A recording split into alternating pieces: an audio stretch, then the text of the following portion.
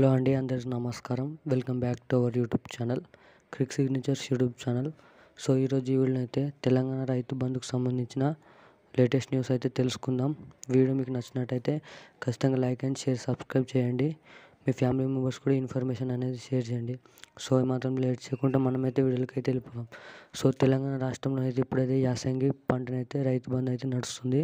So Telangana రాష్ట్ర ప్రభుత్వం CM Revanth Reddy గారు అయితే మనకైతే 1, 2, 3 ఎకరాలు ఉన్న వారికైతే అమౌంట్ అనేది ఖాతాలను అయితే జమ చేయడం అయితే జరిగింది. కొంతమందికి జమ చేయబడ్డాయి, ఇంకా కొంతమందికి అయితే ఇక్కడైతే ఖాతాలను అయితే 1, 2 ఎకరాలు కూడా డబ్బు అనేది జమ కాలేదు.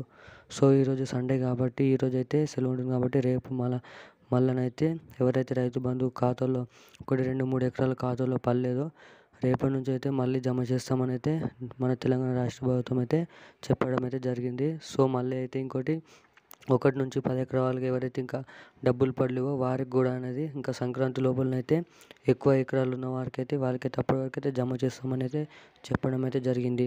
సో ఇంకొకటి 2, 3 ఎకరాలకైతే ఇంకా 3, 4 రోజులలో అయితే రేపటి నుంచి ఖాతాలను అయితే జమ చేస్తారని చెప్పడం అయితే జరిగింది. సో ఇంకా మిగతా ఎకరా వాళ్ళకి ఇప్పటికైతే 10 ఎకరాలకైతే 10 ఎకరాలు ఎవరైతే ఉన్నారో వాళ్ళకైతే జమ చేయడం అయితే జరిగింది. కానీ ఇంకా కొంత రైతుల ఖాతాలను అయితే 10 ఎకరాలు కూడా పడలేదు. సో దీనికి సంబంధించిన ఎవరికైతే పెండింగ్ ఖాతాలు ఇంకా పడలేవో డబ్బు అనేది వాళ్ళకైతే సంక్రాంతి లోపల ఇంకో వారం 15 రోజుల్లోనైతే ప్రతి ఒక్క రైతు ఖాతాలోనైతే రైతు బంధు అమౌంట్ కావాల్సిన అమౌంట్ అనేది జమ చేస్తామని అయితే చెప్పారు. వీడియో నచ్చినట్టయితే లైక్ అండ్ సబ్స్క్రైబ్ చేయండి.